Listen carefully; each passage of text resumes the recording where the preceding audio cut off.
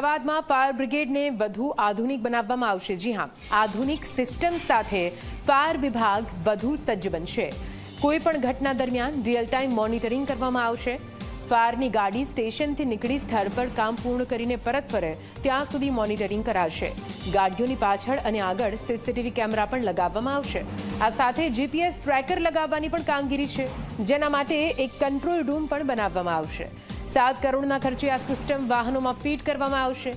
Navrangpura fire station ખાતે demonstration માટે વાહનોમાં સિસ્ટમ ઇન્સ્ટોલ કરવાનું શરૂ પણ કરી દેવામાં આવ્યું છે। પાણીની ટાંકીમાં પણ લગાવાય છે સેન્સર। આનાથી મોટો ફાયદો થશે તેવું અધિકારીઓનું માનવું છે। આગ લાગે અને ત્યારે કેટલાક આક્ષેપો થાય કે ફાયર બ્રિગેડ મોડું પહોંચ્યું છે અથવા તો કોઈ ઘટના બની છે।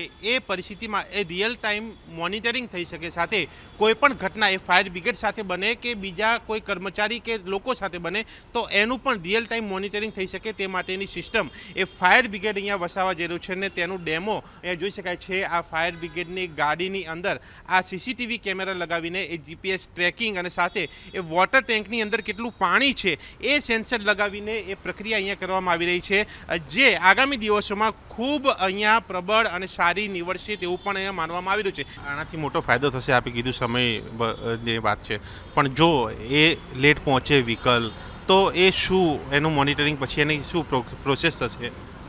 આપણે આની પ્રાઇમરી સિસ્ટમ આપણે પહેલાં એક વખત ચેક કરીશું ને એમાં કંઈ પણ નાનો મોટો ફોલ્ટ હશે તો એ આપણે ઇમ્પ્લિમેન્ટ કરતાં પહેલાં એને રિવાઇઝ કરી લઈશું। ક્યારથી આ સિસ્ટમ શરૂ થશે?